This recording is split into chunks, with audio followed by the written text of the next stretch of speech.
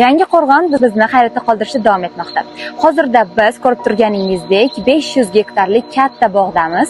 Bu yer Birlashgan Arab Amirliklari hamda O'zbekiston bilan hamkorlik asosida barpo etilgan. Siz bu yerda mingdan oshiq mevalarni ko'rishingiz mumkin. Eng hayratlanarlisi, bu bog'dan har yili 500 tonnadan ziyod mevalar eksport qilinadi. Bu yerda siz o'rik, gilos, anjir, shaftoli shunga o'xshash mevalarni ham ko'rishingiz mumkin.